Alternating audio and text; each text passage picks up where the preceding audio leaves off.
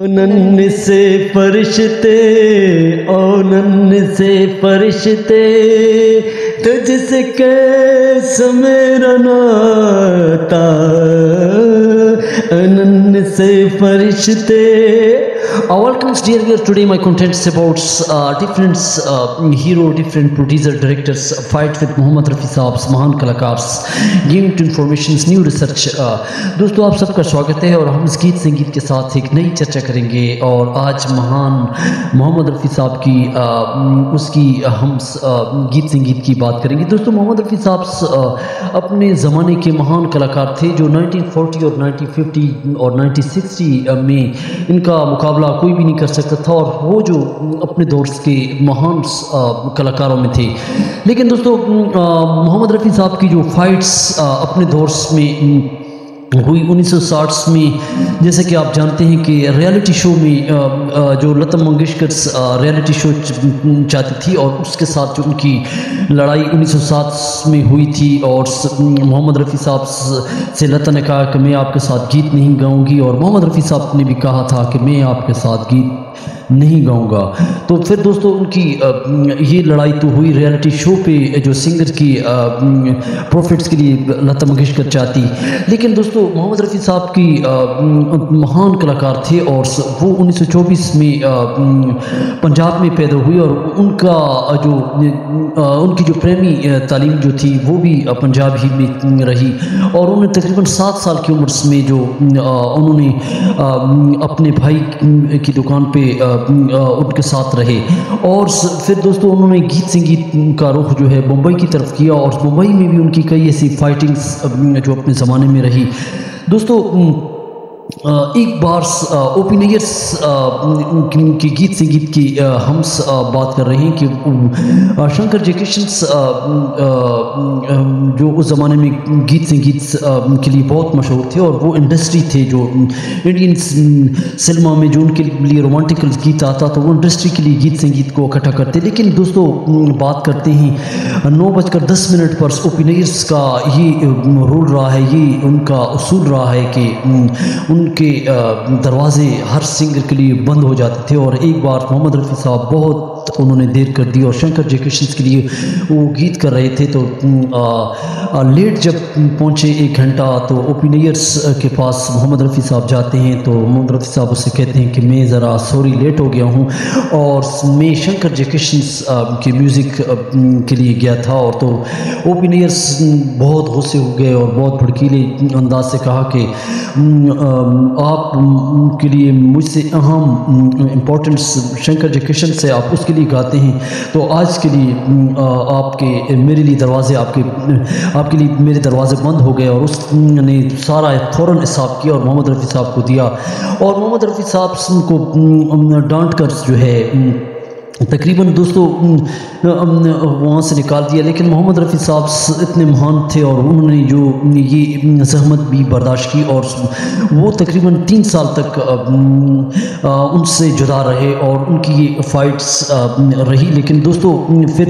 3 साल बाद मोहम्मद रफ़ी साहब उनके घर गए और ओपी नैयर्स ने कहा कि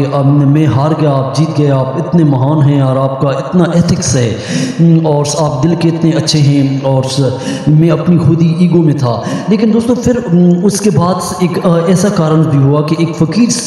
जो उस ज़माने में मोहम्मद रफ़ी साहब की डेथ के बाद भी एक फ़कीर मोहम्मद रफ़ी साहब के घर आए और उसकी बहन भाइयों से मिले और बहुत एक ज़ईफ़ किस्म का बूढ़ा शख्स ओल्ड मैन था जो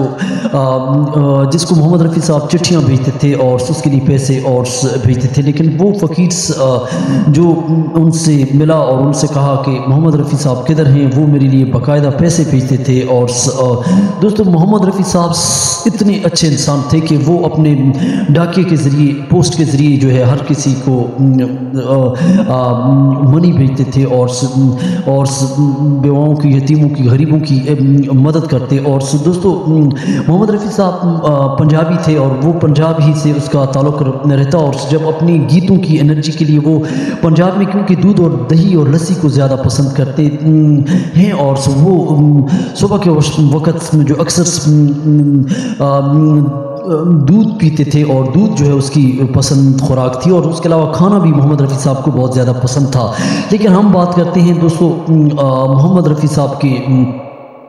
ایک اور محمد رفیع صاحب کی جو اپنے زمانے میں دوستو 60s کے دور میں بھی سی رام چندر جو 1940 اور 1950 کے دور میں جو پلے بیک سنگرز خود بھی وہ کرتے تھے، پروڈیوسر بھی تھے، لیکن انہوں نے پلے بیک سنگنگز اپنے دور کی فیمیل پلے بیک سنگر کے ساتھ گایا، اور اس زمانے میں دوستو محمد رفیع صاحب سی رام چندر کے لیے ایک گیت گا رہے تھے، اور وہ صبح روزانہ مہند کپور کے ساتھ پریکٹس کرتے، اور جس سے جو ہے ان کی لڑائی سی رام چندر سے ہوئی، اور کیونکہ بعض سنگروں کو بہت زیادہ چاہتے تھے سی رام چندر اور دیگر پروڈیوسر جو اس زمانے میں کلاسیکل سنگرز بھی تھے، لیکن اس میں زیادہ آواز جو تھی وہ طلعت محمود کو وہ زیادہ سی رام چندر چاہتے تھے، لیکن انہوں نے دل میں یہ ٹھان رکھی تھی کہ پلے بیک سنگرز محمد رفیع صاحب جب لیٹ پہنچے انہوں نے کہا کہ صبح میں ریہرسل کر دوں گا، تو سی رام چندر نے بہت غصے سے کہا کہ آپ جو ہے ایک دن مقرر کریں۔ جب انہوں نے ایک دن مقرر کیا اور طلعت محمود اور محمد رفیع صاحب صبح کے وقت جو انہوں نے گانا جب شروع کیا اسٹوڈیو میں، تو طلعت محمود کی آواز میں ذرا درد تھا اور محمد رفیع صاحب نے سر میں نہیں گایا، تو سی رام چندر نے محمد رفیع صاحب پر بھڑک اٹھے اور انہوں نے کہا کہ آپ کو نشاط نے سر پر چڑھا رکھا ہے اور آپ کے پاس پیسے ہیں، آپ کو گیت کی جو ہے قدر نہیں ہے، آپ گیت کی جو ہے مذاق اڑا رہے ہیں۔ تو اس دوران جو ہے سی رام چندر نے جو ہے محمد رفیع صاحب کو بہت زیادہ ڈانٹا اور بہت زیادہ انسلٹ کیا، اور جس سے جو ہے محمد رفیع صاحب نے برداشت کیا۔ یہ دوستو اس زمانے کی بات ہے جس میں 1962 میں ایک فلم بن رہی تھی، جس میں اس زمانے میں 1962 میں بھارت چین کی جو وبا پر ایک فلم تھی جس میں لتا منگیشکر گیت دے رہی تھی سی رام چندر نے، جو اس زمانے میں بہت مشہور گیت تھا، اے میرے وطن کے لوگوں۔ یہ دوستو یوٹیوب پہ ذرا آنکھوں میں نم بھر لو، یہ اس زمانے کا ایک گیت تھا، لیکن دوستو بہت وقت کے بعد جو ہے ایک اس زمانے میں فلمز 1948 میں ندیہ کے پارس، جس میں او جی رنگ جو اس زمانے کی فلموں میں گیت سنگیت چل رہا تھا، لیکن دوستو سی رام چندر نے محمد رفیع صاحب سے کئی ایسے کوشچنز کیے، لیکن سی رام چندر کی اس زمانے میں کئی ایسی فلمیں تھیں جو 1954 میں کوی اور اس طرح کی کئی فلموں میں انہوں نے گیت دیا، اور جو اس زمانے میں گیت 1954 کی فلمز کا جو چل رہا تھا، کیوں نہ نام ہے کہنا، اس طرح ایک گیت تھا جس میں جو ہے طلعت محمود اور محمد رفیع صاحب نے وہ گیت گایا، لیکن یہ جو گیت دوستو تھا یہ اس زمانے میں کیونکہ محمد رفیع صاحب کو 300-400 روپے کی بجائے، کیونکہ اس کی پروڈیوسر ڈائریکٹرز بہت زیادہ ڈیمانڈز تھی اور اس کو ہزاروں روپے ملتے تھے، جس سے جو ہے سی رام چندر نے محمد رفیع صاحب کو بہت انسلٹ کیا، اور طلعت محمود کی آواز اس گیت میں رکھی گئی اور اس فلم کے اندر گیت کو ہٹا دیا گیا، اور دوستو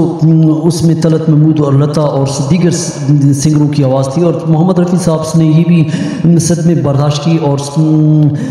پھر دوستو ان کی جو دوستی پھر سی رام چندر کو 1957 میں محمد رفیع صاحب کے رومانٹیکل گیت کی بہت زیادہ اشد ضرورت تھی، جس سے جو ہے ایک بارش فلم اس زمانے میں بارش ایک فلم آئی تھی 1957 میں، جس میں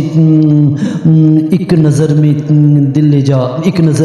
جا ایک گانا محمد رفیع صاحب نے سنگروں کے ساتھ گایا تھا، تو دوستو پھر ان کی دوستی پھر ہو گئی تھی۔ تو دوستو یہ اس زمانے میں ان کی جو لڑائی تھی جھگڑے تھے، تو ہم نے آج اس کی چرچا کی۔ چینل کو سبسکرائب کریں، لائک کریں، اس طرح کی نئی رپورٹس آپ کو ملتی رہیں گی، اپڈیٹس گیونگ ٹو انفارمیشن محمد رفیع صاحب۔ دوستو ہم آپ کو ریسرچ کر کے جو ہے ایک نئی ویڈیو کی معلومات دیتے ہیں۔ Thank for